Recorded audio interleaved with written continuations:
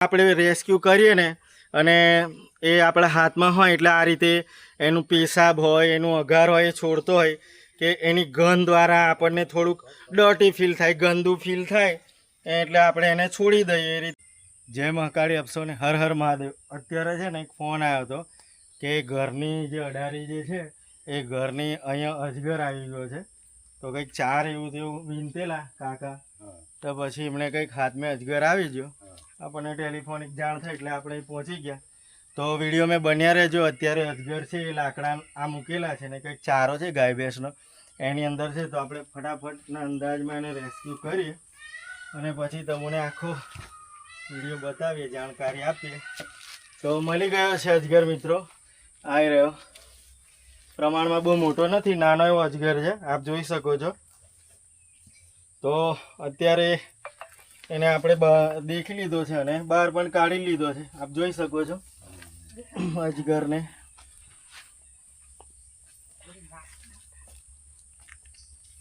તો જંગલ વિસ્તાર છે આજુબાજુ, આપ જોઈ શકો છો, જંગલ ઝાડી છે અને અહીંયા ગાડી મોરના અવાજ પણ કદાચ વિડીયોમાં આપણે સંભળાતા હશે. અને એકદમ જંગલ વિસ્તાર છે, દીપડાનો વિસ્તાર છે, એટલે આવા જનાવર પણ આવી જ જાય, સ્વાભાવિક છે. પણ આપણને ટેલિફોનિક જાણ થઈ એટલે આપણે પહોંચી ગયા.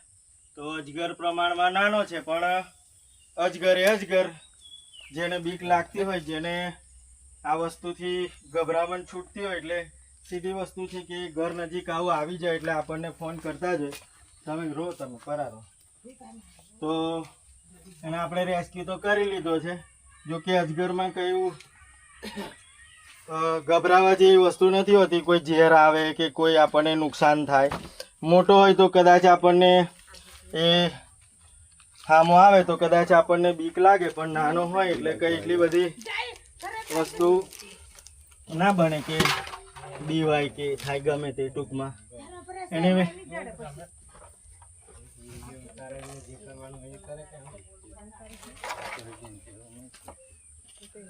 તો અજગરને આપણે અત્યારે રેસ્ક્યુ તો કરી લીધો છે, પણ થોડી ઘણી માહિતી આપણે જાણીએ છીએ આપવા માટે આપણે એને સાઈડમાં એ લઈ લઈએ. તો આજુબાજુ બધું પલળી ગયું છે, લીલું થઈ ગયું છે અને સૂકું હોય આપણા ઘરોમાં એટલે આવી નજીક આવી જાય. બાકી કંઈ આપણને નુકસાન પહોંચાડવા અજગર ના આવે. આ બિલકુલ શાંતિપ્રિય જીવ છે અને કદાચ ઘેટા બકરા હોય, ઘર નજીક આ પશુધન હોય અથવા તો મરઘા એવું તેવું હોય એટલે ગંધ બંધ આવે એટલે આવા જીવ આવી જતા હોય. બાકી આ જીવ કંઈ કોઈને નુકસાન પહોંચાડે કે કોઈને મારી નાખે એવું તો બનતું જ નથી. ટૂંકમાં આપણને રેસ્ક્યુનો ફોન આવ્યો એટલે આપણે અહીં પહોંચી અને એને રેસ્ક્યુ કરી લીધો છે, આપ જોઈ શકો છો વિડીયોમાં. એને એના નૈસર્ગિક વાતાવરણમાં મુક્ત કરવા માટે આપણે પછી થેલીમાં મૂકી દઈશું અને જ્યાં માણસ વસવાટ ના હોય, કોઈ પણ રહેણાંક વિસ્તાર ના હોય, જ્યાં કોઈ માણસ ના રહેતો હોય એવી જગ્યાએ આપણે રિલીઝ કરી દઈશું. પણ હાલ આપણે એને જે કંઈક માહિતી જાણીએ છીએ એ આપણને આપી દઈએ. તો આપ વિડીયોમાં જોઈ શકતા હશો કે મને બચકું ભરવાની, મારી પર ત્રાપ મારવાની કે મને ગુસ્સો કરવાની કે મને કંઈ નુકસાન પહોંચાડવાની બિલકુલ કોશિશ નથી કરતો.